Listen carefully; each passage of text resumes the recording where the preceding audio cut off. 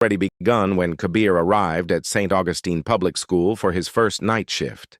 He stood under the dim street lamp by the main gate, staring up at the tall, shadowy building. In the darkness, the school looked nothing like the cheerful place students visited during the day. At night, it became a skeleton.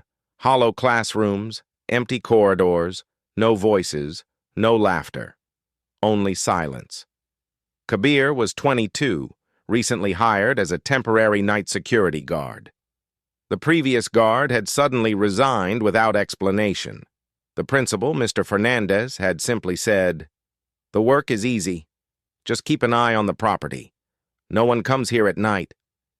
But Kabir had noticed the man's hands trembling as he handed him the keys. The storm grew heavier as Kabir stepped inside the gatehouse.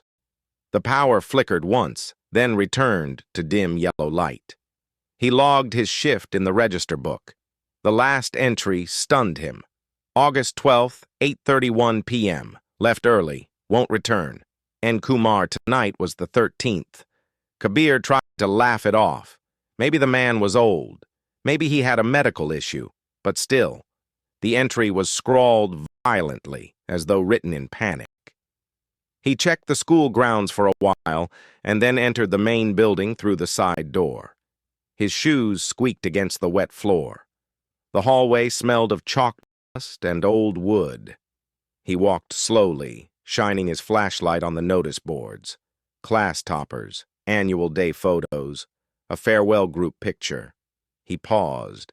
Someone in the picture was scratched out, deep, angry knife marks across a boy's face. He leaned closer. The scratched area was fresh.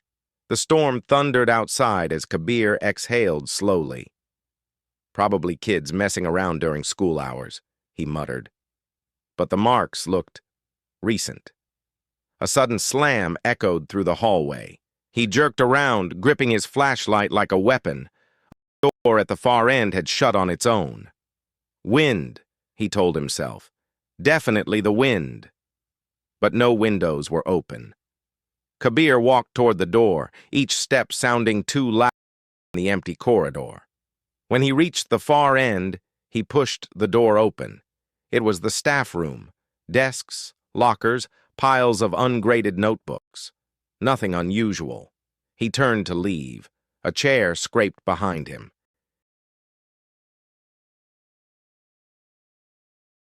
The chair closest to the blackboard had moved an inch.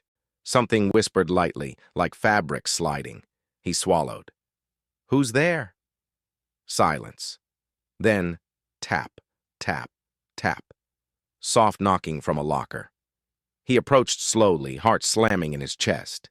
He raised his flashlight, grabbed the locker handle, and pulled. Nothing inside. But the knocking continued, coming from another locker now, then another, and then 3 at once.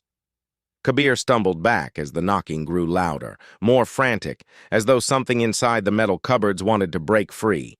He bolted out of the room, shutting the door firmly behind him. His breathing was sharp and uneven. "Just faulty metal. Temperature changes," he whispered, but even he didn't believe it. He walked back to the central hallway. Something had changed. A faint light spilled out from the second floor.